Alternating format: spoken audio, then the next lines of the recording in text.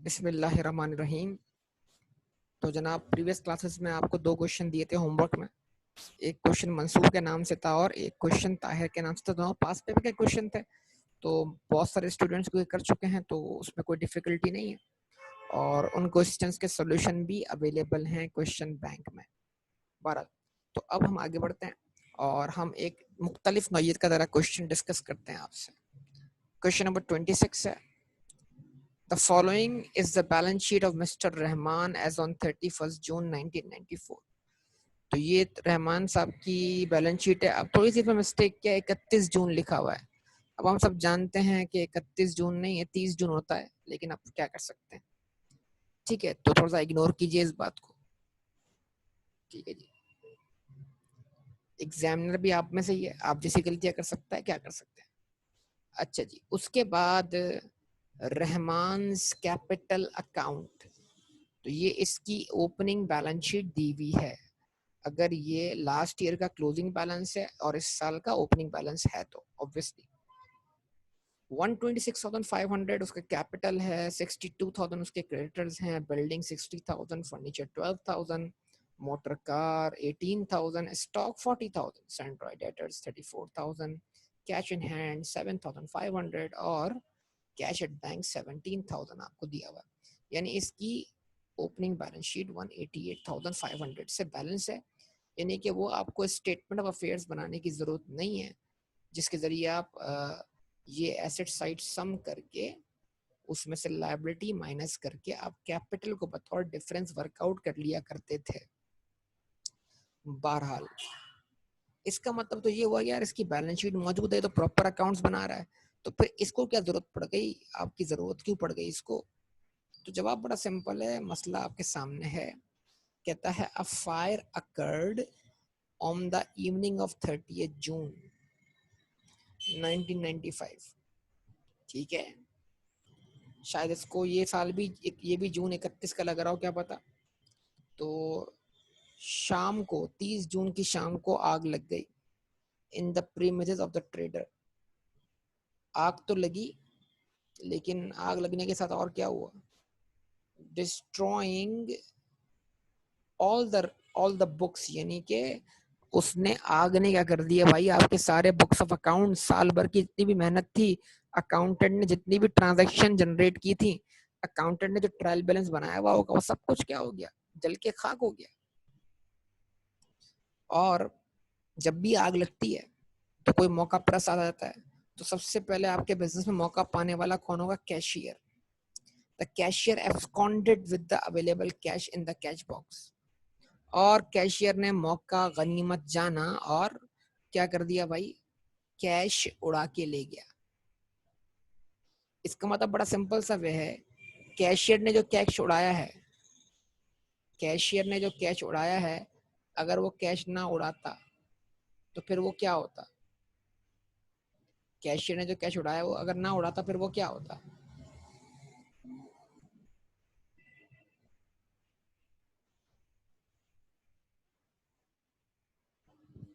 वो आपका cash account का बैलेंस सीडी होता। बिल्कुल सही कहा। तो इसका मतलब कैश अकाउंट का जो बैलेंस सीडी होना चाहिए बेटा, वही हमारा कैश एब्सकॉन्डेड होना चाहिए, जाहिर सी बात है।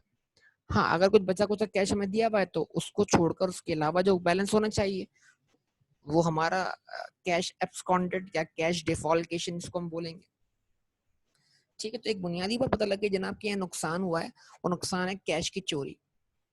जितना कैश शॉर्ट हुआ है उसको आप कैश अकाउंट से क्रेडिट कर देंगे और उसको आप लॉस मान लेंगे। अगर आपका कोई इंश्योरेंस हुआ हुआ है तो जाहिर सी बात है कैश अकाउंट तो क्रेडिट हो गया, मतलब कैश तो चला गया, क्लेम रिसीवेबल डेबिट कर लेंगे। इसका मतलब नुकसान की दो किस्म की एंट्रीज हैं, या तो लॉस मानकर चार्ज कर दें प्रॉफिट लॉस अकाउंट, जो चीज गई उसको तो क्रेडिट कर दें, जो चीज गई वो तो क्रेडिट, कैश क्रेडिट गया, एसेट क्रेडिट गया, इन्वेंट्री क्रेडिट गया। अब क्या हुआ, लॉस हुआ, नुकसान हुआ, लॉस डेबिट, दैट्स ऑल। और अगर ये लॉस कवर्ड था किसके जरिए, इंश्योरेंस के जरिए, तो फिर लॉस डेबिट ना करें बल्कि क्लेम रिसीवेबल डेबिट कर दें। यस और नो, ये बात समझ में आती है बेटा, रिस्पॉन्स दें। अच्छा जी, ओके। अब लिखा हुआ कहता है his sales for the year were 20% higher than previous year's sale. उसकी इस साल की सेल जो थी वो प्रीवियस ईयर की सेल से 20% ज्यादा थी। तो यार अगर प्रीवियस ईयर सेल मिल जाए तो इस साल की सेल निकाल लेंगे, इसका मतलब है। ऐसी कोई एग्जांपल हमने ब्रेनस्टॉर्मिंग के दौरान क्या किए, कवर की होगी शायद, अगर आपको याद पड़ता। He sells goods his goods at cost plus 25%, और वो गुड्स बेचता है कॉस्ट से 25% अबव पर, यानी कि 25% उसका मार्कअप है। अब देखो, देखिए कितना घुमाया उसने। ये 20% पिछली साल की सेल जो है उसका 20% निकाल के अगर उसमें ऐड कर दें, यानी पिछले साल की सेल को अगर इन्फ्लेट कर दें 20%, तो इस साल की सेल बन जाएगी। और अगर आपको इस साल की कॉस्ट ऑफ सेल मालूम हो तो कॉस्ट ऑफ सेल को 25% से इन्फ्लेट कर दें तो आपको फिर भी इस साल की सेल मिल जाएगी। अच्छा जी, कहता है 20% of the sales were made for cash, और जो टोटल सेल आपकी आएगी, चाहे ऐसे आए चाहे ऐसे आए, दो में से किसी एक से, उसका 20% जो है वो क्या है, कैश सेल्स है। तो उसको आपने निकाल कर कैश अकाउंट में डेबिट करना है। There were no cash purchases, purchase सारी की सारी क्रेडिट पे हुई है। अच्छा जी, ओके। तो ये पैराग्राफ हमारे लिए बहुत इंपॉर्टेंट है क्योंकि हमारा क्वेश्चन का सोल्यूशन सारा का सारा डिपेंड करता है इसी पर। आगे बढ़ते हैं, अभी हमारा ब्रेनस्टॉर्मिंग शुरू हुआ नहीं है, ठीक है ना। मार्कअप मार्जिन आ गया है। जब भी किसी क्वेश्चन में मार्कअप मार्जिन आ जाए तो उसके दो यूज हैं, या सेल कॉस्ट ऑफ सेल में कन्वर्ट होगी या कॉस्ट ऑफ सेल सेल में कन्वर्ट होगी। तो ये जो 20% हायर वाली बात है, तो मुझे लगता है कि पिछले साल की अगर सेल कहीं से मिल जाए तो उसको 20% से बढ़ाकर हम इस साल की सेल निकाल सकते हैं। इस साल की सेल को अगर हम डिवाइडेड बाय 125 मल्टीप्लाई बाय 100 कर दें तो इस साल की कॉस्ट ऑफ सेल मिल जाएगी। तो हो सकता है मे बी इस वे में यूज हो। यस और नो, क्या आपको ये बात क्लिक होती है बेटा? रिस्पॉन्स दें आप सब लोग। Now from 1st July 1994 stock level was raised to 50,000. हमारे पास इन्वेंट्री कितना लिखा हुआ है भाई, 40,000। तो 40,000 से हमने स्टॉक को रेस कर दिया 50,000, मतलब उसके बाद हमने 50,000 पे अपना गोडाउन में स्टॉक मेंटेन रखा। तो यानी हम ये अज्यूम कर लें कि 50,000 ही हमारा क्लोजिंग स्टॉक का बैलेंस होगा, and maintained at that level all through out the year. यानी कभी भी हमने अपने स्टॉक लेवल को 50,000 से कम होने नहीं दिया। ठीक है जी, तो ये अज्यूम कर लिया जाएगा कि क्लोजिंग स्टॉक की वैल्यू। अब आपके सामने क्लियर एक बात आ गई, ओपनिंग स्टॉक है, यस है, क्लोजिंग स्टॉक है, यस है। तो अगर परचेज मिल जाएगी तो कॉस्ट ऑफ सेल मिल जाएगी, कॉस्ट ऑफ सेल मिल गई तो मार्कअप से सेल मिल जाएगी, या तो ये वाला रास्ता, ये तो ये वाला रास्ता। लेकिन अभी कुछ कंफर्म नहीं है, आगे बढ़ते हैं। तो अगर ये वाला रास्ता है तो मार्कअप से फिर cost of sale inventory account से मिलेगा, और इन्वेंट्री अकाउंट से कॉस्ट ऑफ सेल जब मिल जाएगा तो उस पर मार्कअप लगा के सेल्स मिल जाएगी। ये पॉसिबल है, ठीक है, लेकिन ख्याल रखें इस बात का। Collection from debtors amounted to ₹260,000। चलो भाई, डेटर का ओपनिंग बैलेंस है, कलेक्शन फ्रॉम डेटर है, of which ₹60,000 was receive in cash. तो डेटर से बैंक फॉर्म में भी कलेक्शन हुई और कैश फॉर्म में कलेक्शन हुई। 60,000 आपने कहाँ डेबिट करने, कैश के अकाउंट में, और 2 लाख रुपए कहाँ डेबिट करने, बैंक के अकाउंट में। Business expenses amounted to ₹40,000, of which 10,000 was outstanding on 30th June 1995. ठीक है जी, and ₹12,000 was paid by check। ठीक है, अब इसका मतलब क्या हुआ, बिजनेस एक्सपेंसेस हैं जिसमें से 10,000 जो है वो आउटस्टैंडिंग है, अनपेड है, अब तक पे नहीं हुआ। तो उसका मतलब क्या हुआ, 42 में से 10,000 अगर निकाल दें तो पेमेंट कितनी हुई है, पेमेंट कितनी हुई है भाई। अगर 42,000 आपका एक्सपेंस है जो कि चार्ज होना चाहिए प्रॉफिट एंड लॉस अकाउंट में, लेकिन 10,000 उसमें अक्रूड है, तो फिर पेमेंट कितनी हुई है, 32,000 की। और 32 में से 12,000 की पेमेंट कैसे हुई है? बाय चेक हुई है। तो ये पेमेंट कहाँ दिखानी है? बैंक अकाउंट में दिखानी है। तो फिर रिमेनिंग पेमेंट कैसे हुई है? थ्रू रिमेनिंग पेमेंट कैसे हुई है? थ्रू कैश हुई है। तो 32 में से 12,000 की पेमेंट हुई थ्रू बैंक और 20,000 की पेमेंट हुई थ्रू कैश। क्या ये बात सबको समझ में आती है बेटा? देखें अल्फाज बड़े घुमाए हुए हैं, ये मैं पढ़ रहा हूँ तो बात समझ में आ रही है, लेकिन अगर आप रीड करें तो ये बाउंसर ही बाउंसर है। मैं फिर रीड कर रहा हूँ। बिजनेस एक्सपेंस कितना है? 42,000, मतलब ये वो अमाउंट है जो चार्ज होना चाहिए profit loss account, of which 10,000 was outstanding on 30 जून 1995, जिसमें से 10,000 आउटस्टैंडिंग है। तो मतलब 10,000 अब तक पे नहीं हुआ, तो पे कितना है? 32,000। And rupees 12,000 was paid by cheque, और जो पेमेंट हुई है उसमें से 12,000 पे हुए हैं बाय चेक। तो फिर इसका मतलब क्या हो? 32 में तो 12 चेक से पे हुआ, तो 20,000 बाय कैश पे हो गए। हाँ बेटा क्लियर बोल दिया करें, साथ साथ जल्दी जल्दी रिस्पॉन्स दिया करें, फिर मैं आगे निकलूं। आप रिस्पॉन्स देते मैं रुक जाता हूँ। Creditors were paid by cheques only, और क्रेडिटर को पेमेंट थ्रू चेक के थ्रू होती है, उनकी पेमेंट कैश के थ्रू नहीं होती। चलें ओके आगे बढ़ते हैं। एनालिसिस ऑफ पासबुक, पासबुक मतलब bank statement, revealed the following: payment to creditors, yes; personal drawings, yes; cash deposited to bank with bank, cash transfer to bank है; cash withdrawn from bank। तो इसकी entry क्या है? Bank debit cash credit, और इसकी entry क्या है? Cash debit bank credit. कोई मसला यहाँ तक बेटा? अच्छा अब जरा सब लोग क्या कर लें, अच्छी तरह एनालाइज कर लें इस क्वेश्चन को। देखें बेटा क्वेश्चन के अंदर आपको क्लोजिंग बैलेंस नहीं दिए हुए, तो ये क्वेश्चन आपसे पूरी तरह क्लोजिंग बैलेंस वर्कआउट कर रहा है। किसी भी चीज का क्लोजिंग बैलेंस नहीं दिया, अगर आप गौर करें, ना कैश का क्लोजिंग बैलेंस है, ना बैंक का क्लोजिंग बैलेंस है, ना इन्वेंट्री का तो है, यस इन्वेंट्री का तो क्लोजिंग बैलेंस है, ठीक है। रिस्पॉन्स दो। क्रेडिटर का क्लोजिंग बैलेंस नहीं है, डेटर का क्लोजिंग बैलेंस नहीं है, रिस्पॉन्स तो करो यार। अगर आप ये सोचते हैं कि यार क्रेडिटर का ओपनिंग बैलेंस होता, क्लोजिंग बैलेंस होता, पेमेंट टू क्रेडिटर तो होती, तो मैं परचेज कहाँ से निकाल लेता? मैं परचेज निकाल लेता कहाँ से? क्रेडिटर के अकाउंट से। उसको पुट करता कहाँ पर? इन्वेंट्री अकाउंट में, कॉस्ट ऑफ सेल मिल जाती। लेकिन क्योंकि क्रेडिटर का आपके पास क्लोजिंग बैलेंस नहीं है, लिहाजा परचेज निकलती भी नहीं दिखाई दे रही है आपको। कहाँ से? क्रेडिटर के अकाउंट से।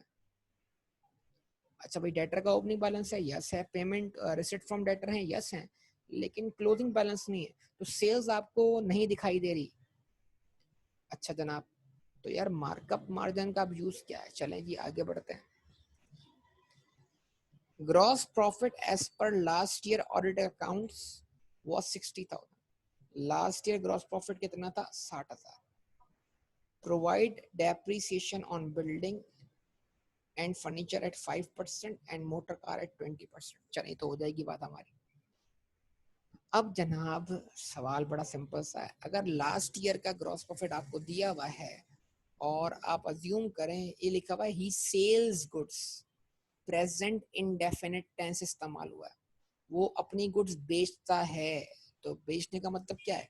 ये उसकी आदत है, ये उसका रेगुलर एक्ट है, ठीक है, जो काम वो करता है। एट कॉस्ट प्लस 25%, यानी मतलब एग्जामिनर ने सेल्स का लफ्ज इस्तेमाल किया है, तो इससे हम ये अज्यूम करेंगे भाई कि इस साल भी इसने 25% मार्कअप पे गुड्स बेची, पिछले साल भी 25% मार्कअप पे गुड्स बेची। तो अगर आप इसको डिवाइडेड बाय 25 मल्टीप्लाई बाय 125 कर दो तो आपको लास्ट ईयर की सेल्स मिल जाएगी। बताओ कितनी? रिस्पॉन्स करो,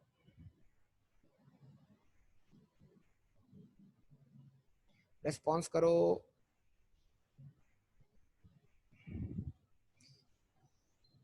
डिवाइडेड बाय 25 मल्टीप्लाई बाय 125, ये 25% है, तो अगर मार्कअप है तो कॉस्ट 100 के बराबर, 100 प्लस 25 सेल्स 125 के बराबर, तो उसको कन्वर्ट करना है किसमें? अगर ये लास्ट ईयर का ग्रॉस प्रॉफिट है तो ये 25% मार्कअप के बराबर है, डिवाइड बाय 25। तो भाई पहले बोलता हूँ मार्कअप मार्जिन कच्चा हो तो लेक्चर सुन लो मार्कअप मार्जिन वाला, इसलिए पहले वो लेक्चर अपलोड किए थे। Divided by 25 multiplied by 125, response sale कितनी आई 3 लाख रुपए। ये कौन सी सेल है? ये इस साल की सेल है, लास्ट ईयर की सेल है। और लास्ट ईयर की सेल मिल गई तो लास्ट ईयर की सेल को अगर मैं 20% से इन्फ्लेट कर दूं, यानी कि इसको मैं 1.2 से मल्टीप्लाई कर दूं, इसको 20% इंक्रीज कर दूं, तो 3 लाख मल्टीप्लाई बाय 1.2, तो क्या मिल गया? इस साल की सेल मिल गई कितनी? 3,60,000। पक्का कंफर्म? इसके दो हिस्से करो, इसका 20% कैश सेल है और इसका 80% क्रेडिट सेल्स है। तो जरा क्या करो, 3,60,000 का निकालो 20%।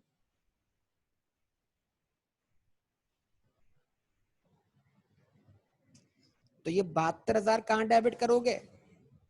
72,000 डेबिट करोगे कैश के अकाउंट में, ये मत भूलना। और जो रिमेनिंग अमाउंट है 80%,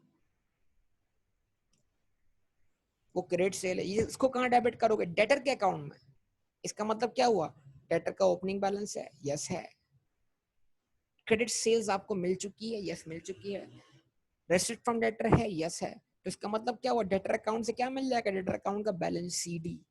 यानी डेटर अकाउंट से इस बार बैलेंस सीडी मिलेगा ताकि तुम स्टेटमेंट ऑफ फाइनेंशियल पोजीशन बना सको। ये पूरा क्वेश्चन जो है वो क्लोजिंग बैलेंस निकलवा रहा है हर चीज का। यस और नो रिस्पॉन्स तो दो अल्लाह के बंदो। चलो आगे बढ़ते हैं। 3,60,000 हमारी इस साल की सेल आ गई। 3,60,000 हमारी इस साल की सेल आ गई। अब 3,60,000 पर मार्कअप लगा दो, डिवाइड बाय 125 कर दो, मल्टीप्लाई बाय 100 कर दो।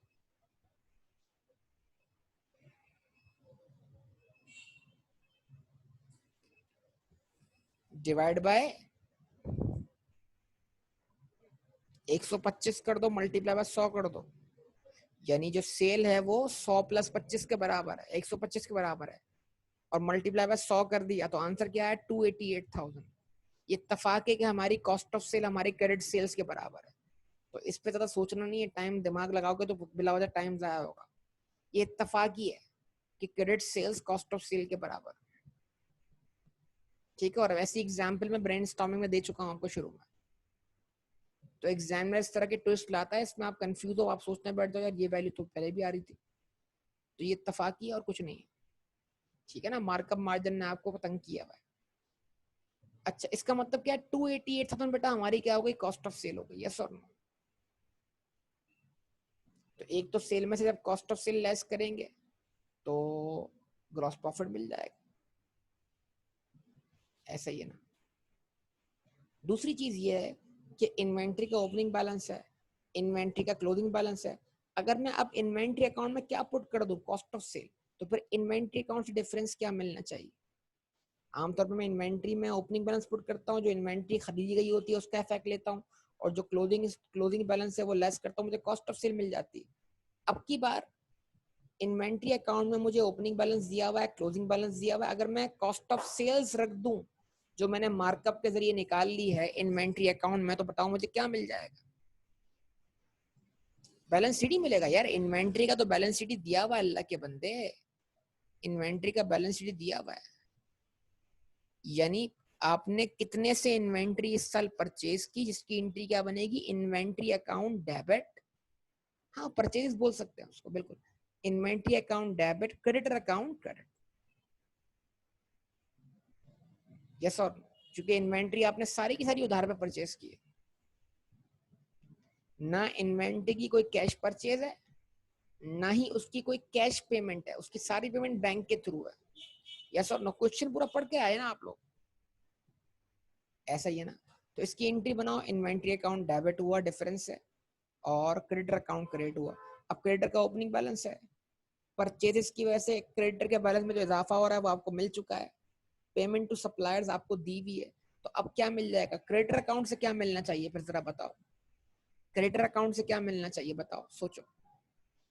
क्रेडिटर अकाउंट से क्रेडिटर का क्लोजिंग बैलेंस मिलना चाहिए, क्योंकि ओपनिंग क्रेडिटर है, यस है। इन्वेंट्री कितने से जनरेट हो रही है, इन्वेंट्री खरीदने की वजह से कितने से लायबिलिटी क्रिएट हो रही है, ये भी मिल चुका है आपको, पेमेंट टू सप्लाई भी मिल चुकी है आपको। अब जो डिफरेंस है वो क्या है, तो क्लोजिंग बैलेंस है। तो डेटर का क्लोजिंग बैलेंस मिल रहा है, क्रेडिटर का क्लोजिंग बैलेंस मिल रहा है, यस और नो। काफी हद तक क्वेश्चन सॉल्व हो रहा है। चलें जनाब, अब आ जाओ बेटा कहां पर,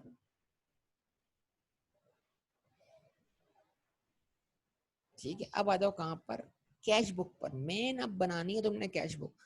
अगर तुमने कैश बुक बना ली तुम्हारा क्वेश्चन सॉल्व हो गया।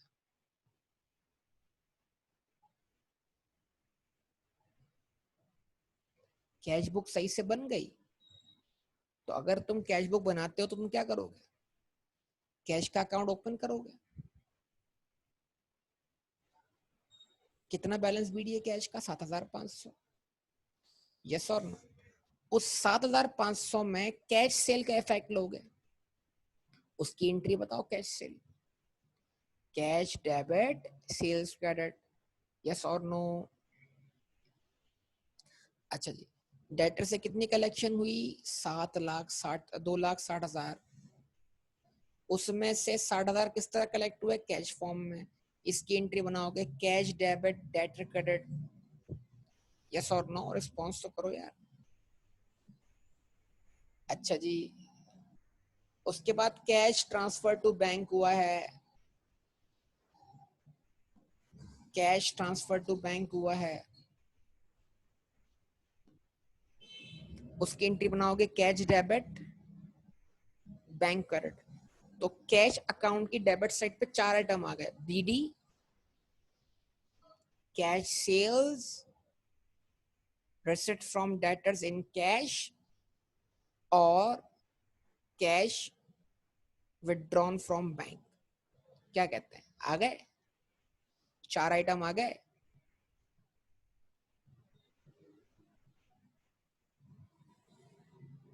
बोलो भाई। अच्छा जी, अब आ जाओ जरा पेमेंट साइड पर, कैश अकाउंट की पेमेंट साइड पर आ जाते हैं। तो कैश अकाउंट की पेमेंट साइड को जरा गौर से देखते हैं, ठीक है जी। तो एक तो आपको ये बताया जा रहा है कि क्रेडिटर्स तो सारे चेक के थ्रू पे हुए और कोई कैश परचेजेस नहीं है, ठीक है, ऐसी बात भी हमने पढ़ी थी। ये लिखा हुआ, there were no cash purchases, ठीक है। तो ये दो बातें आपके दिमाग में होनी चाहिए। अच्छा, अब आपने बिजनेस एक्सपेंस पे किए, बिजनेस एक्सपेंस है 42,000 के, जिसमें 10,000 अब तक पे नहीं हुए। ये 10,000 को लाइबिलिटी लिखना मत भूलना, स्टेटमेंट ऑफ फाइनेंशियल पोजीशन में। एक्सपेंस पूरा लिखना एसोसीएम में 42,000। इसमें से 12,000 पे हुए हैं बाय चेक। तो अब आप क्या करो, 32 में से 12 निकाल दो, 20 की पेमेंट दिखाओ और उसको नाम दो बिजनेस बिजनेस एक्सपेंस का। तो कैश कैश अकाउंट में आपने पेमेंट दिखाई बिजनेस एक्सपेंस की, कितने से, 20,000 से, यस और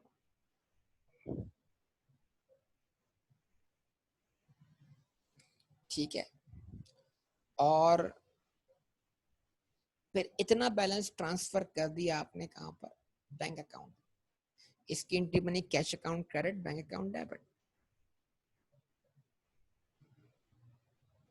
क्या कहते हो,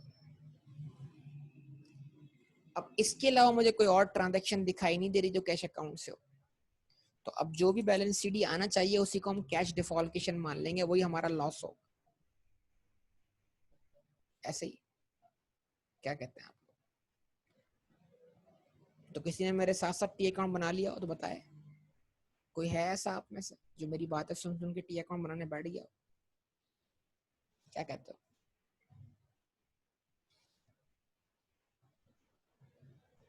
कोई है जो लॉस बताए, कोई है जो कैश डिफॉल्केशन बताए। मैंने तो अभी वर्बली सारी कैलकुलेशन कर दी है। हाँ भाई, जैन कहते हैं 9,800 रुपये। हाँ भाई, बाकी लोग भी कंफर्म करें कि अगर कैश डिफॉल्केशन नहीं हुई होती तो बैलेंस शीट 9,800 होता। अब ये लॉस है, तो इसकी एंट्री क्या है, कैश क्रेडिट, इसको बैलेंस शीट ना वाले कैश क्रेडिट कर दें, और इसको लॉस के तौर पे क्या कर दें, डेबिट कर दें statement of comprehensive income. Yes और रिस्पॉन्स करें। अच्छा जी, ओके, ये बैंक का बैलेंस बीडी है। अच्छा जी, बैंक के बैलेंस बीडी में इजाफा कैसे हो रहा है, तवज्जो कीजिएगा। तो जो कलेक्शन फ्रॉम डेटर है उसमें 60,000 अलग कर दें, बाकी कितने बचे, 2 लाख रुपए। 2 लाख रुपए आपने डेबिट करने हैं बैंक अकाउंट डेटर्स के रेफरेंस। तो एंट्री बनी bank account debit, debtor account credit, yes और, ठीक है। और फिर बैंक अकाउंट डेबिट करना है 133,700 से, कैश ट्रांसफर टू बैंक। फिर आपने पेमेंट दिखानी है, payment to creditors 275,000, drawing 15,000, cash withdrawn from bank 24,000, और जो आपने 12,000 की एक्सपेंसेस पे किए हैं बाय चेक, वो दिखा देना, यस और नो। तो जो बाकी बचेगा वो क्या होगा, बैंक का बैलेंस सीडी। बैंक कैशियर तो कैश इन हैंड को उड़ा के लेकर के आओगा ना, कैश एट बैंक तो महफूज है आपका। क्या कहते हैं आप लोग, रिस्पॉन्स है। तो बेटा क्वेश्चन सॉल्व हो गया। बस एक गलती क्या है कि इसको एक्सपेंस जब चार्ज करोगे प्रॉफिट लॉस अकाउंट में, तो इस एक्सपेंस में 10,000 अक्रूड शामिल है, इसको लाइबिलिटी की तरफ लिखना मत भूलना, एसओ एफ बनाते वक्त। तो गलती ये है कि आप इसको भूल जाओगे, पहले बता दो मैं आपको, ये छुपा हुआ है यहाँ पर, एग्जामिनर ने थोड़ा आपको परेशान किया है। 42 में एडजस्टमेंट है 10,000 की, और वो 42 में शामिल है। तो यानी इस 32 को हमने 42 बनाया एक्सपेंस डेबिट करके, तो लाइबिलिटी क्रेडिट करनी है कितने से, 10 से, क्योंकि असल पेमेंट 32 की है। तो 32 को आपने 42 बनाया, एक्सपेंस बढ़ाया है, तो लाइबिलिटी भी क्रेडिट करनी पड़ेगी ना एसएफपी में, क्योंकि वो अनपेड है। क्या कहते हैं आप लोग,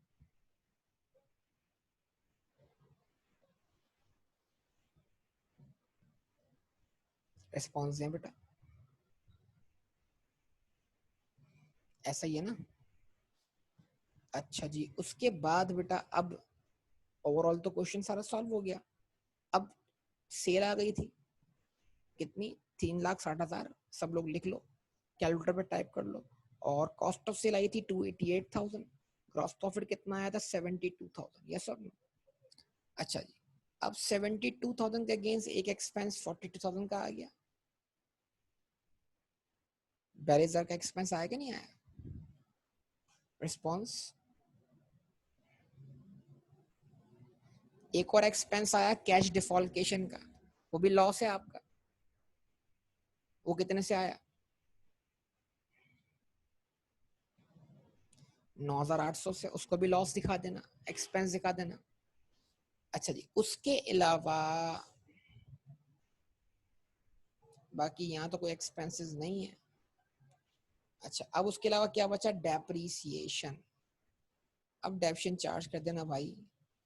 बिल्डिंग और फर्नीचर का रेट एक बराबर है, जो कि कितना है 5%, और मोटर कार का 20%। तो बिल्डिंग का 5% 3,000 रुपये, फर्नीचर का 5% 600 रुपये, 3,600 ये हो जाएगा। और मोटर कार का 20% 3,600 रुपये, 3,600 और 3,600 ये हो जाएगा आपका डेप्रीसिएशन एक्सपेंस। वर्कआउट कर लें, नेट प्रॉफिट आएगा या लॉस होगा, जो भी है निकाल लें, मेरे ख्याल से नेट प्रॉफिट ही आएगा। ठीक है, नेट प्रॉफिट निकाल लीजिएगा। तो तकरीबन क्वेश्चन सॉल्व है, बन जाएगी एसएफपी आपसे। क्या कहते हैं, क्या आप एसएफपी बना लेंगे। तो मैंने तो पूरा क्वेश्चन डिस्कस कर लिया आपसे, सारी अप्रोचेज आपके सामने रख दी। तो बेटा मेन चीज क्या है कि आपको क्वेश्चन रीड करके डिसीजन लेना आना चाहिए। सवाल ये, क्या आपको क्वेश्चन रीड करके फैसला करना आता है कि नहीं आता, ये बड़ा इशू है सबसे पहले। ठीक है, अब ये एक पुराना क्वेश्चन था पास पेपर का, ठीक है, और इस जैसा क्वेश्चन आपको रीसेंट पास्ट पेपर में भी देखने को मिलता है। तो मैं कर क्या रहा हूँ, मैं कनेक्ट कर रहा हूँ ओल्ड पास्ट पेपर्स को न्यू पास्ट पेपर्स।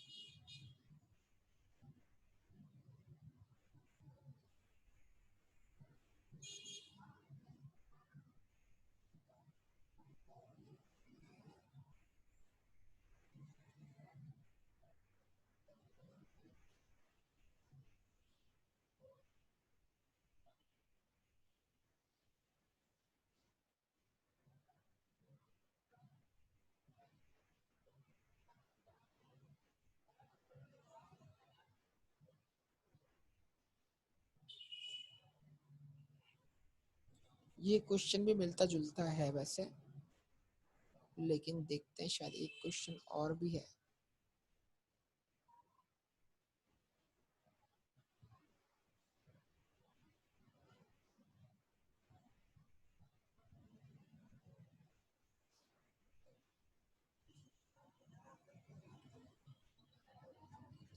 देखिए ये अरशद के नाम से आ गया ना। देखिए वही टर्म्स एग्जामिनर ने इस्तेमाल की। The sales for the current year were 20% higher than last year. 30% of the total sales were made on cash. देख रहे हैं बेटा, Arshad sales goods at a gross profit of 25% cost.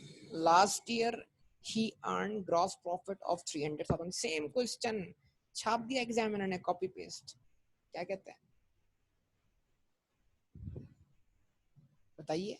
जो भी क्वेश्चन रीड किया वही क्वेश्चन है ये। 60,000 को क्या बना दिया उसने, 3 लाख बना दिया है। मार्कअप यहाँ तक के मार्कअप भी सेम लिया है और सेल्स की परसेंटेज जो है वो भी सेम ली है। हाँ, कैश और क्रेडिट सेल की परसेंटेज चेंज कर दी उसने आपके, ठीक है।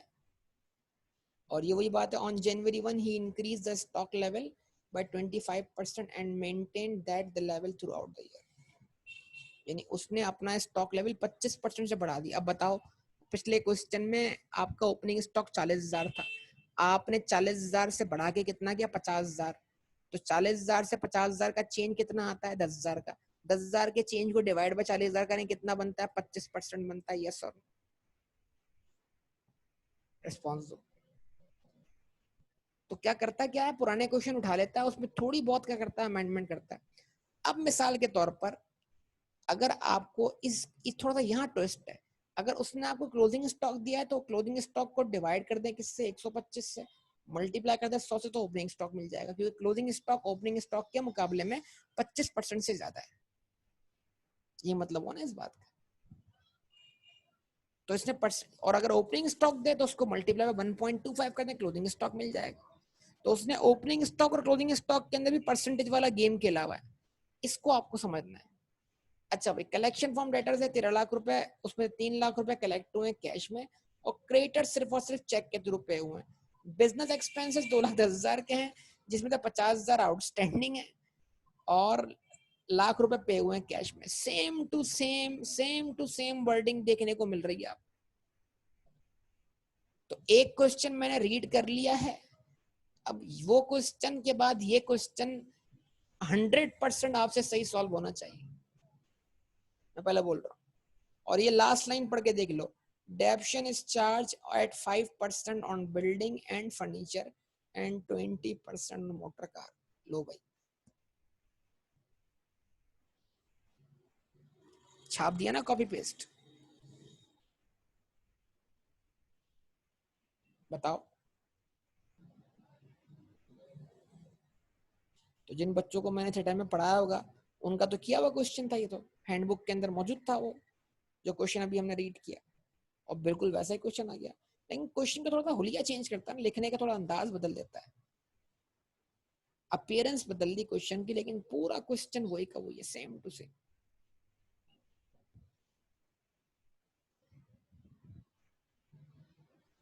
तो ये खुशनसीब बच्चे थे भाई कि इनको एक ऐसा क्वेश्चन मिल गया जो उनकी हैंडबुक में पहले से मौजूद था।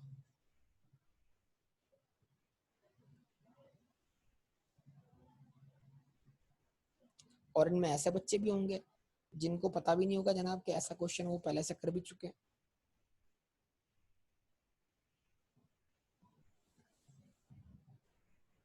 क्या कहते हैं, है ना? तो बेटा मैंने आपके सामने अच्छी तरीके से क्वेश्चन रीड कर लिया है, अब आप प्लीज अच्छी तरीके से आप ये क्वेश्चन क्या करो, सॉल्व करो, ठीक है। और ये तो सॉल्व करो, अब कुछ क्वेश्चन अपने हिस्से के भी सॉल्व करो, मतलब अब आप क्या करो उसके बाद जो मैं बता रहा हूँ वो करो।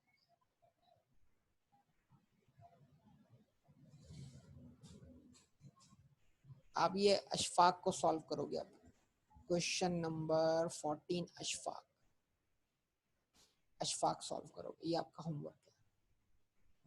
बाकी 2 क्वेश्चन एक जैसे हैं, लाजमी सॉल्व होने चाहिए आपसे। ठीक है बेटा, तो फिर इंशाल्लाह कुछ इंपॉर्टेंट कुछ क्वेश्चन करवाने हैं, 1-2 दिन के अंदर इस टॉपिक को मैं क्लोज करूंगा। लेकिन बस ये कि आपकी प्रैक्टिस दरकार होगी। क्वेश्चन रीड किया, अप्रोच से बनाए, क्वेश्चन सॉल्व होना शुरू हो।